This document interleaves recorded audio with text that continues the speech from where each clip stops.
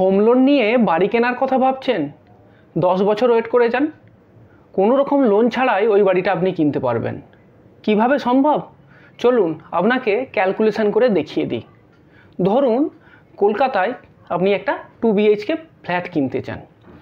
এবার এই ফ্ল্যাটের বর্তমান দাম আমি ধরে নিলাম 50 লাখ টাকা। এবারে যদি আপনি 50 লাখ টাকা ফ্ল্যাট কিনতে চান, তাহলে আপনাকে ডাউন পেমেন্ট করতে হবে 20%, অর্থাৎ 10 লাখ টাকা। তাহলে আপনাকে লোন নিতে হচ্ছে 40 লাখ টাকা। আমি ধরে নিলাম আপনি 20 বছরের জন্য লোন নিচ্ছেন। বর্তমান সময়ে হোম লোনের ইন্টারেস্ট রেট 9%-এর উপরেই আছে। আমি ধরে নিলাম অ্যাভারেজ 9%। এইবার যদিও আপনি লোন নিয়ে বাড়িটা কিনছেন, কিন্তু শুরুতেই তো আপনাকে কিছু টাকা বের করতে হবে। সেই টাকার মধ্যে কি আছে? প্রথম যেটা আছে আপনার ডাউন পেমেন্ট, সেটা হলো 10 লাখ টাকা। স্ট্যাম্প ডিউটিটা আপনাকে দিতে হবে বাড়ি কেনার সময়তেই। স্ট্যাম্প ডিউটি যেটা আসছে সেটা হচ্ছে আপনার 7%, অর্থাৎ 3,50,000 টাকা। আর তারপরে আসছে আপনার রেজিস্ট্রেশন ফি, সেটা হলো 1%, যেটা আসছে 50,000 টাকা। তাহলে দেখা গেল যে বাড়ি কেনার শুরুতেই আপনাকে টোটাল যে টাকাটা বের করতে হবে সেটা হলো আপনার 14 লাখ টাকা। এইবার তর্কের খাতিরে আমি ধরে নিলাম যে বাড়িটা আপনি এখন কিনছেন না, বাড়ি কেনাটা আপনি পোস্টপোন করছেন। তো সেক্ষেত্রে কী হবে? সেক্ষেত্রে আপনার এই যে 14 লাখ টাকা, সেই 14 লাখ টাকা আপনি বাড়ি না কিনে ইনভেস্ট করবেন এবং আপনি রেন্টেতে থাকবেন। এইবার আমি ধরে নিলাম যে এই 14 লাখ টাকা আপনি মিউচুয়াল ফান্ডে ইনভেস্ট করছেন এবং মিউচুয়াল ফান্ড থেকে অ্যাভারেজ 12% রিটার্ন আসছে। তো যদি 12% রিটার্ন আসে, তাহলে 10 বছর পরে এই যে 14 লাখ টাকা, এই 14 লাখ টাকার ফিউচার ভ্যালু যেটা দাঁড়াবে সেটা হচ্ছে 43,48,187।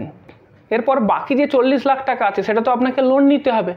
তো আমি যদি বর্তমান সময়ে যদি ধরে নিই যে ইন্টারেস্ট রেট হচ্ছে 9% এবং 20 বছরের টেনিওরেতে যদি আপনি হিসেব করেন, তাহলে আপনাকে প্রতি মাসে যে পরিমাণ EMI দিতে হতো তার ভ্যালুটা আসছে 35,989। এইবার যেহেতু আপনি বাড়ি কেনা পোস্টপোন করে দিয়ে আপনি রেন্টেতে থাকবেন, তাহলে সেক্ষেত্রে আপনাকে রেন্ট দিতে হবে।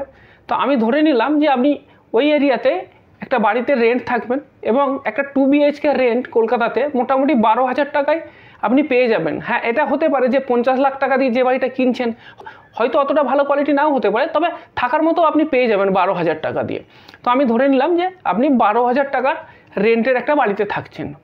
এবার প্রতি বছর বছর বাড়ির রেন্টটাও আপনার বাড়বে, কারণ তারও একটা ইনফ্লেশন আছে। এবং সেক্ষেত্রে তর্কের খাতিরে আমি ধরে নিলাম যে প্রতি বছর বছর আপনার বাড়ির যে রেন্ট সেটা 5% হারে ইনক্রিজ হবে। তো এইবার যদি আমি ক্যালকুলেশন করে দেখি, তাহলে আমি কি দেখতে পাচ্ছি যে যদি আমি বাড়িটা কিনতাম তাহলে আমাকে EMI দিতে হতো 35,989। যেহেতু আমি রেন্টেতে আছি তো আমাকে দিতে হচ্ছে 12,000 টাকা। তো আমার প্রথম বছরে প্রতি মাসে বেঁচে যাচ্ছে 23,989। এই যে টাকাটা যেটা আমার বেঁচে যাচ্ছে, এই টাকাটাও আমি মিউচুয়াল ফান্ডে ইনভেস্ট করব এবং ওই মিউচুয়াল ফান্ড থেকে যদি 12% রিটার্ন পাওয়া যায়, তাহলে দেখা যাচ্ছে যে প্রথম বছর যে টাকাটা আমি মিউচুয়াল ফান্ডে জমা করলাম, 10 বছরের শেষে সেই পরিমাণ টাকার ফান্ড ভ্যালু দাঁড়াবে 8,94,074। এবার কি হলো যে দ্বিতীয় বছরেতে কিন্তু আমি এই একই পরিমাণ টাকা ইনভেস্ট করতে পারবো না। কারণ কি? কারণ দ্বিতীয় বছরে আমার রেন্টের পরিমাণ একটু বেড়ে গেছে। তো 5% রেন্ট বেড়ে যাওয়ার জন্য দ্বিতীয় বছর থেকে প্রতি মাসে আমাকে 12,600 টাকা করে রেন্ট দিতে হচ্ছে। তাহলে সেক্ষেত্রে দেখা যাচ্ছে যে আমার যে টাকাটা বাঁচবে সেটা হচ্ছে 23,389। এবার এই টাকাটাকেও যদি 12% রিটার্ন পাই এবং এর জন্য আমি 9 বছর পাচ্ছি, তো এই 9 বছরেতে আমার যে ভ্যালুটা আসছে সেটা আসছে 7,78,314। এইভাবে যদি চলতে থাকে, তৃতীয় বছরেতে আমার বাড়ি ভাড়া আরেকটু বাড়লো, তো সুতরাং আমার ওই SIPর পরিমাণটা একটু কমবে। তো চতুর্থ, পঞ্চম, আমি পুরো ক্যালকুলেশনটা দেখিয়ে দিচ্ছি স্ক্রিনেতে, রিড করছি না।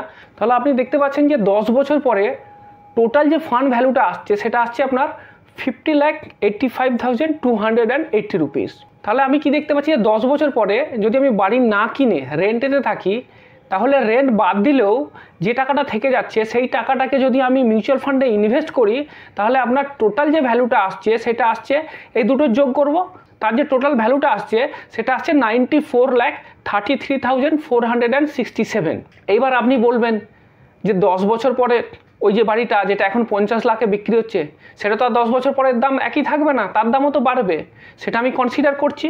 কলকাতার যে হিস্টোরিক্যাল রিয়েল এস্টেট প্রাইস আছে সেটা কিভাবে বাড়ছে, দুটো রিপোর্ট আমি দেখেছি। প্রথমটা হচ্ছে JLL এদের রিপোর্ট। তো JLL এর রিপোর্ট বলছে যে গত 20 বছরে 2000 থেকে 2020 সাল পর্যন্ত কলকাতাতে রেসিডেন্সিয়াল প্রপার্টির যে প্রাইস রাইজ সেটা হচ্ছে 5%। সিমিলার আরেকটা রিপোর্ট সেটা হচ্ছে আপনার PwC খুবই ফেমাস একটা সংস্থা, এদের একটা রিপোর্ট বলছে যে 2000 থেকে 2020 সাল পর্যন্ত কলকাতার যে রেসিডেন্সিয়াল প্রপার্টি তার যে প্রাইস রাইজ সেটা হচ্ছে 3%।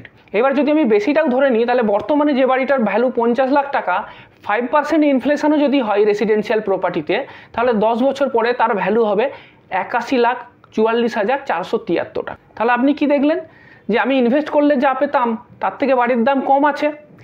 এইবার এই বাড়ির সাথে আমি স্ট্যাম্প ডিউটি, রেজিস্ট্রেশন ফি এগুলোও যোগ করে নেব। তো এক্ষেত্রে স্ট্যাম্প ডিউটি আসছে 5,70,000 টাকার মতো, রেজিস্ট্রেশন ফি আসছে 81,000 টাকার মতো। তাহলে টোটাল যে ভ্যালুটা আসছে রেজিস্ট্রেশন ফি, স্ট্যাম্প ডিউটি এইসব নিয়ে, সেটা আসছে কত? 87,96,031 টাকা, মোটামুটি 88 লাখ টাকার মতন।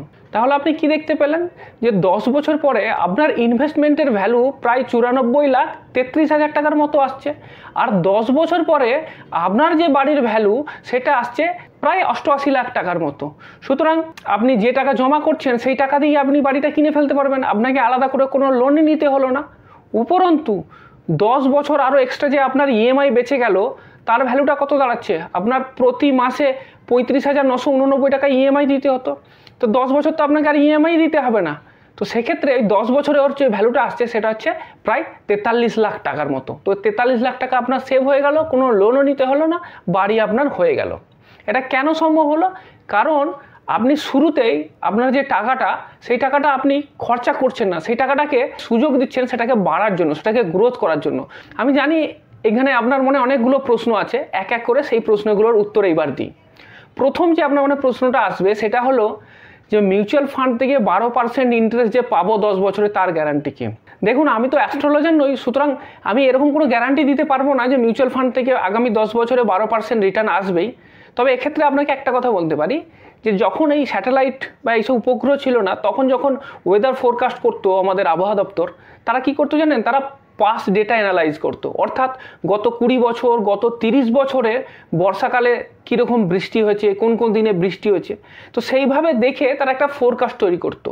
এবং এটা খুব একটা সাইন্টিফিক পদ্ধতি, এটা হচ্ছে একটা স্ট্যাটিস্টিক্সের পার্ট। অর্থাৎ পাস্ট ডেটাকে আপনি অ্যানালিসিস করে একটা প্রবাবিলিটি দেখবেন, অর্থাৎ আপনার সম্ভাব্যতাটা কী। এটা টোটালি সাইন্টিফিক মেথড।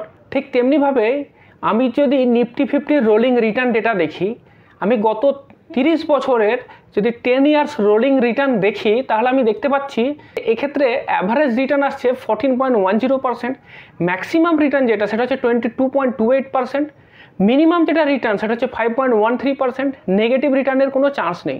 আর সবথেকে বড় যেটা সেটা হচ্ছে যে মিনিমাম রিটার্ন যেটা কিনা 5.13%, সেইটা পাওয়ার চান্স হচ্ছে মাত্র 5.04%, আর বাকি 95% চান্স হচ্ছে যে আপনি 8% বা তার বেশি রিটার্ন পাবেন। সেক্ষেত্রে দেখা যাচ্ছে যে 8 থেকে 12% এটা পাওয়ার চান্স হচ্ছে আপনার 30%-এর কাছাকাছি, এবং 12% বা তার বেশি পাওয়ার চান্স হচ্ছে 65%-এর কাছাকাছি। সুতরাং আপনি বুঝতেই পারছেন যে আমি যেটা ধরেছি যে অ্যাভারেজ 12% রিটার্ন, সেটা একদম আরবিট্রারি না, এবং সেটা পাওয়া খুব অসম্ভব ব্যাপার এরকম কিন্তু না, মানে এটা পাওয়ার যথেষ্ট রকম চান্স আছে। এরপরে আরেকটা কোশ্চেন থাকতে পারে, যদি আমি হোম লোন নিয়ে বাড়ি কিনি তাহলে সেক্ষেত্রে আমার ট্যাক্স অ্যাডভান্টেজ হবে। দেখুন, ট্যাক্স অ্যাডভান্টেজ তো আপনি বাড়ি ভাড়া নিয়ে থাকলেও হবে। আপনি যখন বাড়ি ভাড়া নিয়ে থাকবেন তো সেটা আপনি বাড়ি ভাড়াতে শো করতে পারবেন আপনার ট্যাক্সের জন্য, তো সেটা একটা বড় কিছু ব্যাপার নয়। তো এই ভিডিওতে তো আপনাকে আমি নিফটি 50 10 ইয়ার্সের রোলিং রিটার্ন ডেটা দেখালাম, কিন্তু 1 বছর, 3 বছর, 5 বছর বা 7 বছর এই 10 ইয়ারের জন্য নিফটি 50 রোলিং রিটার্ন ডাটা কেমন ছিল সেটা যদি জানতে চান, তাহলে আমার ডান দিকের ভিডিওটাতে ক্লিক করুন। আর অটল পেনশন যোজনার প্রধান ড্রব্যাকগুলো যদি জানতে চান, তাহলে আমার বাঁ দিকের ভিডিওটাতে ক্লিক করুন।